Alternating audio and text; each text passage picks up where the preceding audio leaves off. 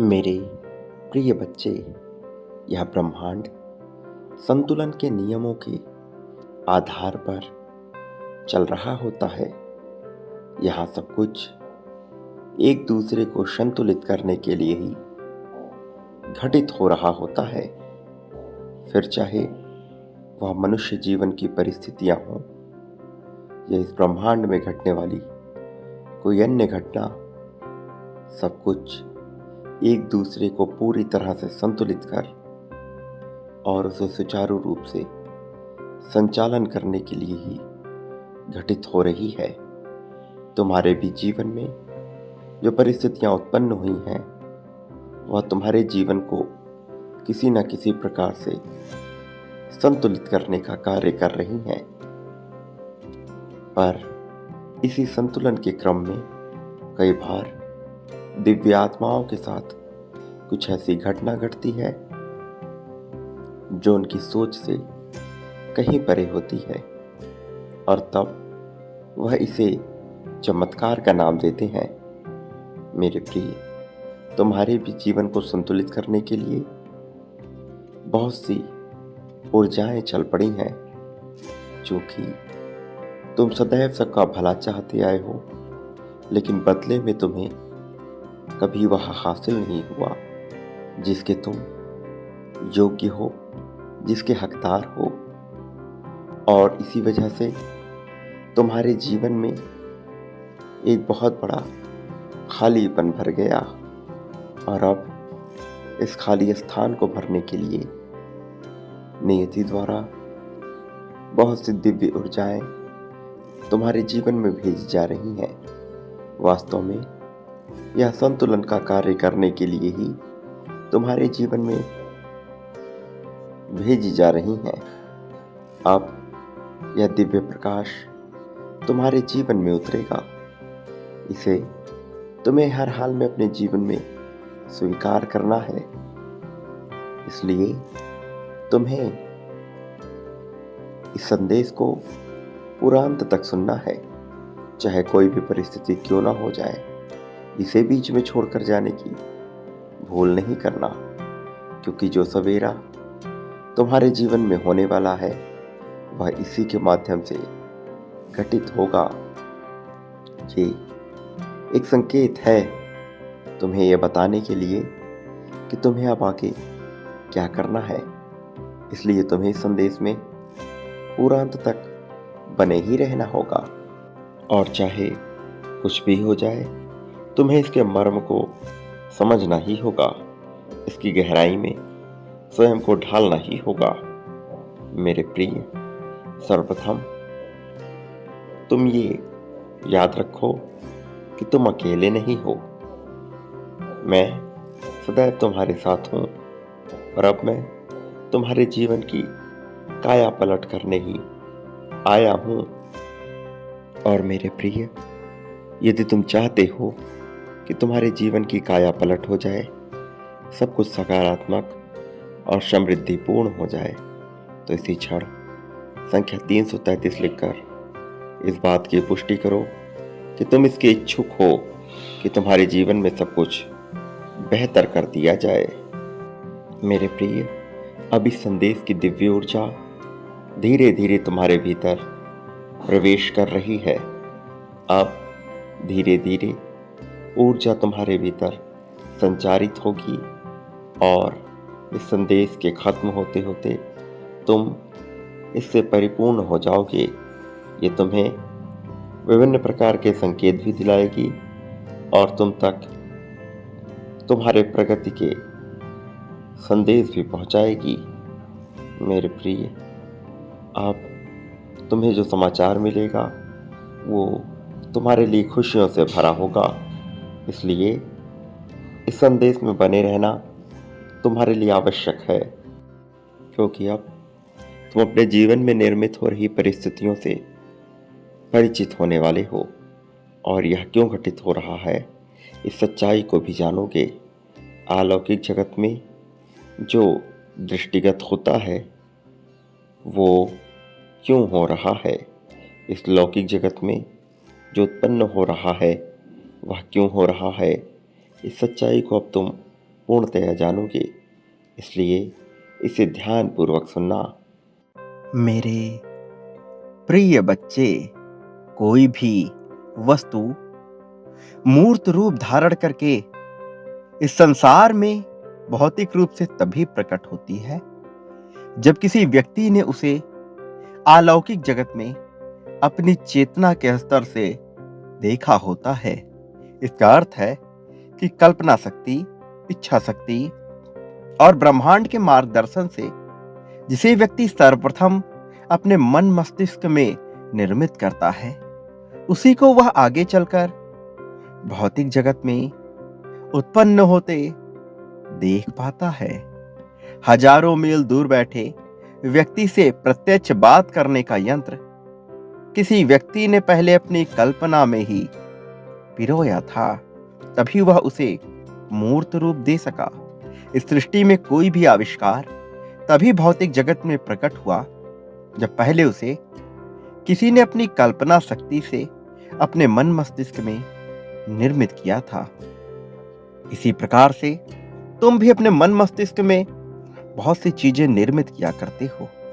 वो चीजें जो अभी घटित भी नहीं हुई, तुम उसकी कल्पनाएं कर लिया करते हो और ज्यादा से ज्यादा तुम उन नकारात्मक घटनाओं की कल्पना किया करते हो जो अभी घटित नहीं हुई किंतु तुम्हारे भय का कारण बनी हुई है। और इस वजह से तुम्हारे जीवन में इतनी दुविधा, इतनी संकट उत्पन्न होती रहती है जिसका तुम अनुमान नहीं लगा सकते हो। लेकिन आज मैं तुम्हारे उन संकटों को दूर करूंगा, मैं उन दुविधाओं को समाप्त करूंगा। इसलिए तुम्हें इस संदेश को पूरा सुनना है। किसी भी परिस्थिति में इस संदेश को बीच में छोड़कर जाने की भूल ना करना, इसे पूर्ण ही सुनना। मेरे प्रिय, ज्यादातर लोग उस चीज की कल्पना करते हैं जो उन्हें वास्तव में चाहिए ही नहीं होती है, लेकिन उनके मन में इतना भय उत्पन्न होता है कि वो बार बार उसी परिस्थिति का निर्माण अपने मन में करते हैं। वो सोचते हैं कि यदि ऐसा हो गया तो मैं उससे बचने का मार्ग कैसे निकालूंगा, और उनकी यही सोच उन्हें बार बार उस नकारात्मकता की ओर घसीट कर ले जाती है। जबकि मनुष्य को ज्यादा से ज्यादा उन चीजों की कल्पनाएं करनी चाहिए जो उसे वास्तव में चाहिए, ना कि उन चीजों की जो उसे बिल्कुल भी नहीं चाहिए होता है। तुम विचार करो, वो कौन सा ऐसा कार्य है जिसे करने से तुम्हारे मन को संतोष प्राप्त होता है। विचार करो, कहीं ब्रह्मांड तुम्हें तुम्हारी छोटी इच्छाओं से हटाकर किसी बड़े लक्ष्य की ओर तो नहीं ले जाना चाहता। कहीं ऐसा तो नहीं कि ब्रह्मांड तुम्हारे लिए बड़ी योजनाएं निर्मित कर रहा हो और तुम ही उसमें बाधक बन रहे हो। क्या तुम जानते हो कि तुम उस लकीर के बहुत निकट पहुंच गए हो जिसे छू लेने मात्र से व्यक्ति विश्व विजेता बन सकता है। ये एक ऐसा समय है जब तुम्हें स्पष्ट रूप से अपने आप से प्रश्न करने होंगे। तुम्हारे प्रश्नों का उत्तर भी तुम्हें ही स्वयं मिल जाएगा, और जब तुम्हें अपने प्रश्नों का उत्तर मिल जाए तो अपने मन, बुद्धि, चित्त और इंद्रियों पर नियंत्रण करके उस पर क्रियान्वयन जरूर करना, क्योंकि तुम अपने लक्ष्य के बहुत करीब आ चुके हो। और जब मनुष्य अपने लक्ष्य के बहुत करीब आ जाता है तब बहुत से विचलन उसके मन में चलने लगता है, उसकी हिम्मत टूटने लगती है, उसके भीतर का अंधकार बढ़ने लगता है। उसे ऐसा लगता है कि सब कुछ समाप्त सा हो रहा है, क्योंकि तब अंधकार इतना प्रभावी हो जाता है, क्योंकि तब अंधकार अपना पूरा जोर लगा देता है। और जब अंधकार अपना पूरा जोर लगा देता है तो अपना विकराल रूप धारण कर लेता है, क्योंकि तब अंधकार को यह आभास हो जाता है, नकारात्मक शक्तियों को यह आभास हो जाता है कि अब यह मनुष्य जीतने ही वाला है, और उसे जीतने से रोकने के लिए वो अपना सर्वोत्तम प्रयास करता है। नकारात्मक शक्तियां जब प्रबल होती हैं तो मनुष्य को रोकने के लिए किसी भी हद तक जा सकती हैं, लेकिन यही वो क्षण होता है जब मनुष्य को अपने ऊपर नियंत्रण रखना होता है, और जो लंबी दूरी तय करके वह आया है उस पर विश्वास करना होता है। ये विश्वास की ही शक्ति है जो उसे इस कल्पनामयी संसार में भी जीतने की आशा प्रदान करती है। तुम्हें अपने विश्वास को बनाए रखना होगा, अपने विश्वास को मजबूती से पकड़ कर रखना होगा। लेकिन एक बात पे जरा गौर देना, विश्वास और अंधविश्वास में बहुत जरा सा अंतर होता है मेरे प्रिय। जब मैं अंधविश्वास की बात कर रहा हूं तो इसका अर्थ केवल धार्मिकता या आध्यात्मिकता से नहीं है। यह अंधविश्वास तुम्हारे विचारों और मान्यताओं में भी हो सकता है। यह अंधविश्वास तुम्हारे कार्य करने की क्रियाकलापों में भी हो सकता है।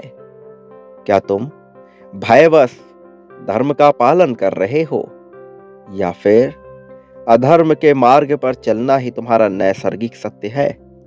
तुम्हें तय करना होगा। क्या तुम समाज द्वारा बनाए गए धर्म का पालन कर रहे हो या फिर मनुष्य धर्म को जो प्रदान किया गया है उस वास्तविक धर्म का पालन कर रहे हो? जिस प्रकार एक बिच्छू का धर्म होता है काटना, डंक मारना, जिस प्रकार एक वृक्ष का धर्म होता है जड़त्व रूप में होते हुए भी अपनी प्रगति करना ताकि दूसरों को लाभ पहुंच सके, एक वृक्ष अपने फल को कभी नहीं खाता, अपने द्वारा उत्पन्न पौधों का स्वयं उपभोग नहीं करता, वो उसकी सुगंध में मंत्रमुग्ध नहीं हो जाता। इसका उपयोग मनुष्यों, पशुओं और विभिन्न जीवों द्वारा किया जाता है। उसी प्रकार से मनुष्य का भी एक धर्म होता है, जो धर्म उसके सभी रिश्तों, उसकी सभी चाहतों, इन सब से बहुत ऊपर होता है। तुम्हें उस वास्तविक धर्म को समझना है।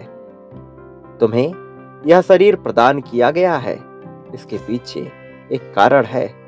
वास्तव में तुम केवल यह शरीर मात्र नहीं हो।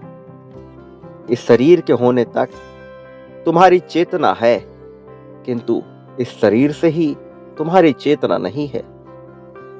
इसका गूढ़ रहस्य है जो तुम्हें समझना होगा, क्योंकि तुम इस संसार में एक बहुत बड़ा उद्देश्य निहित करने आए हो, एक बहुत बड़े उद्देश्य को सार्थक करने आए हो।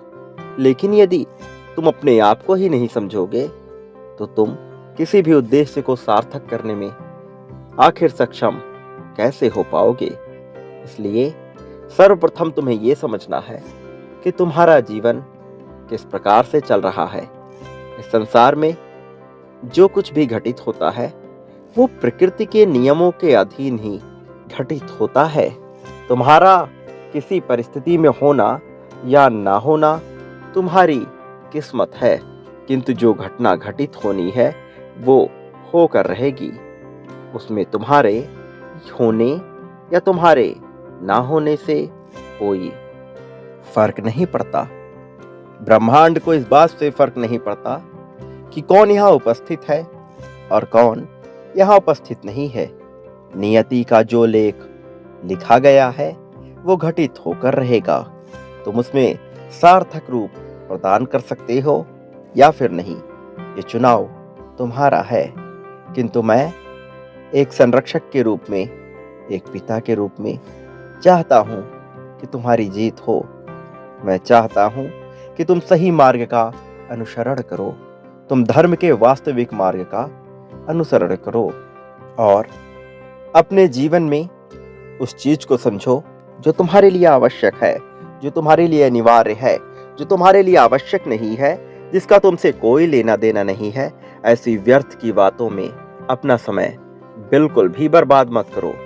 तुम्हारे जीवन का समय काल निश्चित है।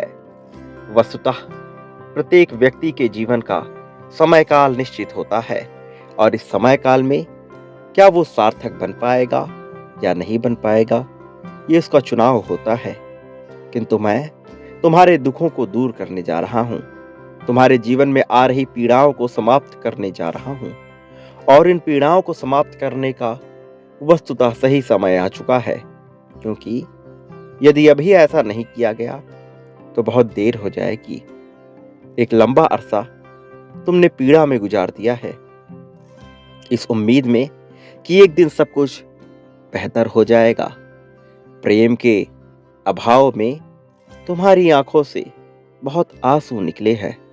तुम्हारे मन से जो चीख निकली है वो पीड़ा बनकर मुझ तक भी पहुंची है। तुम्हारे दर्द, तुम्हारे पुकार को मैंने पूरे मनोभाव से देखा है, मैंने महसूस किया है। मैं जानता हूं कि जब जब तुम्हारे ऊपर दुखों के बादल छाए हैं, तुमने कैसा महसूस किया है। लेकिन क्या तुम कभी अपने भीतर बसे साहस को समझ पाए? क्या तुम जान पाए कि तुम्हारे अंदर कितनी हिम्मत भरी हुई है? हर मुश्किल से मुश्किल परिस्थिति में जब मनुष्य टूट जाता है, तुम बचे रहे, तुम संभले रहे, तुमने अपने आप को संभालने पर पूरा जोर दिया। तुमने वो सब कुछ सीखने का प्रयत्न किया जो सीखना तुम्हारे लिए आवश्यक था। लेकिन क्या कमी रह गई जिसकी वजह से तुम उसे संपन्न नहीं कर सके? मेरे प्रिय, तुम्हारा साहस तुम्हें आगे बढ़ाता है, लेकिन तुम्हारे भीतर का भय जो आलस्य बनकर तुम पर छा जाता है, उसकी वजह से तुम चीजों को अधूरा छोड़ देते हो, उसे संपन्न नहीं कर पाते, और फिर तुम्हारे जीवन में प्रेम का भी अभाव रह जाता है और कुशलता का भी अभाव रह जाता है। लेकिन वो एक कार्य जिसमें तुम पूरे मनोभाव से लगे रहे और जिसमें तुम्हें विजय हासिल हुई, वो विजय होकर भी जीत नहीं बन सकी। वो विजय जीत में तब्दील हो ही नहीं पाई, क्योंकि उसमें तुम्हारा मन कभी वस्तुतः लग ही नहीं पाया। तुम समझ ही नहीं पाए कि तुम्हारा जन्म क्यों हुआ था। एक निश्चित जीवन काल, एक निश्चित समय काल में होते हुए भी तुम ये नहीं समझ पाए कि तुम्हें क्या करना चाहिए था। तुम सदैव तलाश में लगे रहे, ये सही है, ये गलत है, इस तरह के क्रियाकलापों में तुमने अपना समय बर्बाद किया। मेरे प्रिय, जब इस संसार में सब कुछ मैंने ही निर्मित किया है, तो सही गलत की बात कहां से उठती है? कुछ चीजें किसी के लिए सही हो सकती है, कुछ चीजें किसी के लिए गलत हो सकती हैं। ये समय, परिस्थिति, देश, काल इत्यादि पर निर्भर करता है। लेकिन तुम्हारे लिए क्या सही है, इसका चयन तो तुम्हें ही करना चाहिए। किसी के कह देने मात्र से तुम्हें उसे मान नहीं लेना चाहिए।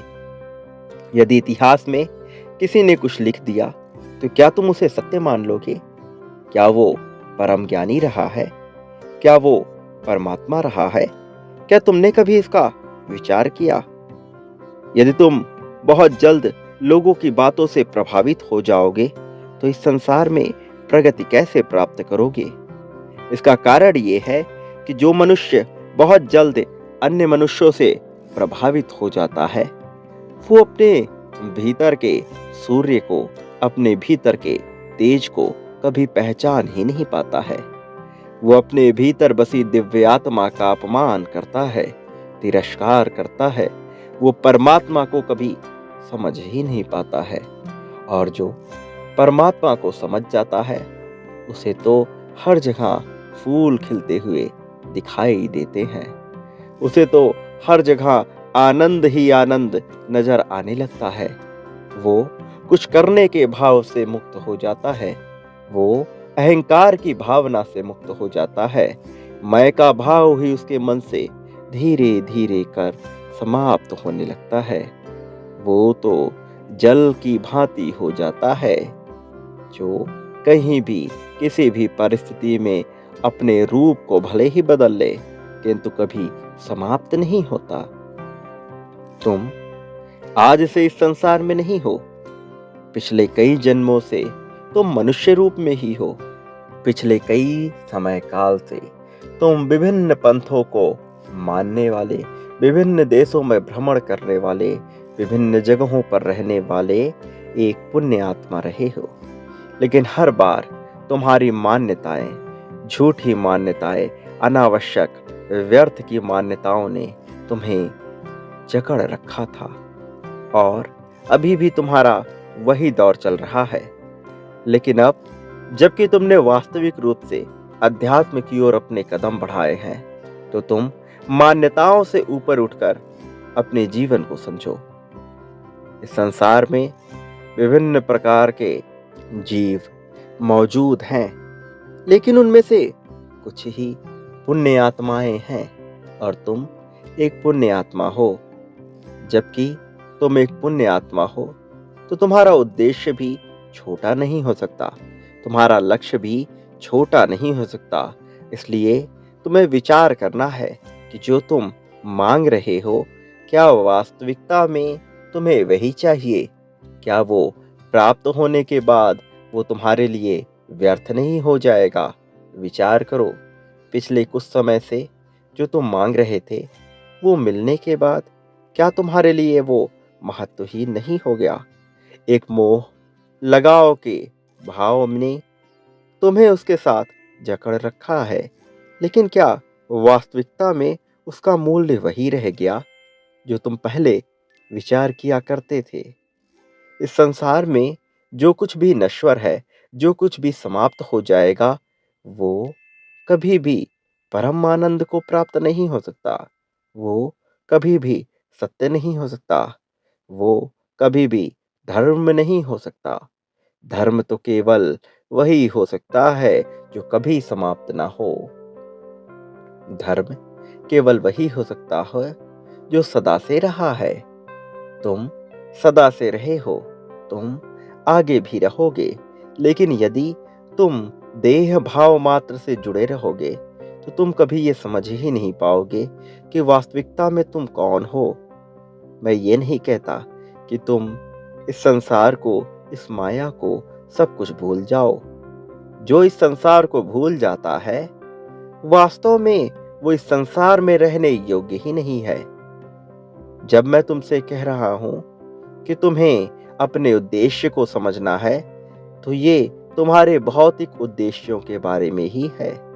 वो भौतिक उद्देश्य जिसे पाकर तुम इस संसार में स्वयं को विजय मान बैठोगे, तुम्हें उसका फिर से विचार करना है।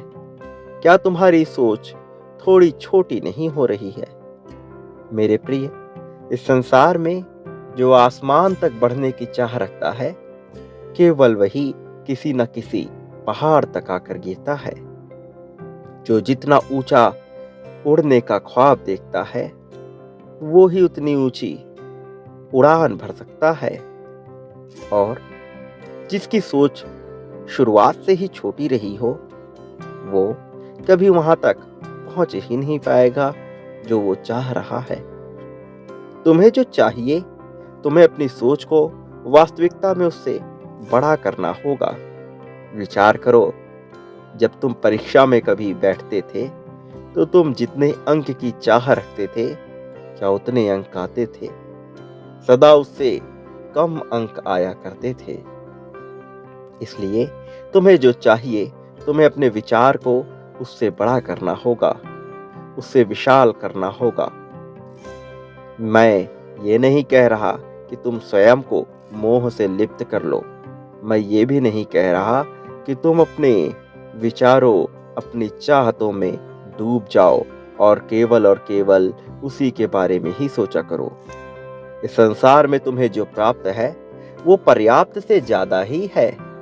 लेकिन यदि तुम अपने आप को योग्य मानते हो, यदि तुम्हें लगता है कि तुम्हें और भी ज्यादा चाहिए, तो तुम्हें ये भाव विकसित ही करना होगा। लेकिन साथ ही ये भी समझना होगा कि यदि तुम्हें कुछ नहीं मिला है, तो तुम्हें उसका दुख नहीं जाहिर करना है। अपने अतीत से कुछ सीख लो। अतीत पे ग्लानि करने के बजाय उससे सीख लो और आगे बढ़ो, क्योंकि वो समय बीत चुका है, वो दोबारा लौट कर नहीं आएगा। और यदि वो समय लौट कर आ भी जाए, तो तुम कुछ बदल नहीं पाओगे। तुम ये जानते हो कि वो समय दोबारा कभी नहीं आएगा। फिर भी तुम्हारी कल्पनाओं में कई बार अतीत हो जाता है, तो कई बार तुम्हारा भविष्य, वो भविष्य जो तुम अभी जी ही नहीं रहे हो, वो भविष्य जिसका तुम्हें कोई ज्ञान नहीं है, लेकिन जब तुम चिंता में होते हो तो तुम अपने भविष्य में उन कल्पनाओं को बुन रहे होते हो जिनसे तुम बचना चाहते हो। और मैं तुम्हें यही बताना चाहता हूं कि जब तुम अपनी भविष्य की उन कल्पनाओं से बचना चाहते हो, भविष्य की उन घटनाओं से पूरी तरह से छुटकारा चाहते हो, तो फिर उनका विचार ही क्यों करते हो? क्योंकि जो तुम अपने विचारों में निर्मित करते हो वो वस्तुतः सत्य हो ही जाता है। और एक बार तुम ध्यान पूर्वक, होश पूर्वक अपने जीवन को अपने वर्तमान में जीना प्रारंभ कर देते हो, तो फिर तुम्हें इस संसार की कोई भी ताकत हरा नहीं सकती है। तब फिर वो होगा जो तुम चाहते हो। मेरे प्रिय, सर्वप्रथम तुम्हें वो चाहना होगा जो मैं चाहता हूँ, ना कि वो जो तुम चाहते हो। उसके बाद फिर तुम ये पाओगे कि हो रहा है वही जो तुम चाह रहे थे। अभी तुम उसका विचार करते हो जो ना तुम्हें चाहिए, जो ना मुझे चाहिए, और तुम अपने आप को मुझसे अलग मान बैठते हो। तुम्हें इस विचार को त्यागना होगा और तब जीत तुम्हारी सुनिश्चित हो ही जाएगी, क्योंकि तुम तो जीत की लकीर के बहुत करीब आ चुके हो। तुम जीत की लकीर के इतने करीब हो कि तुम्हारा एक कदम भी तुम्हें जीत दिला सकता है, लेकिन तुम्हारा वो एक कदम सबसे सटीक, सबसे सही होना चाहिए।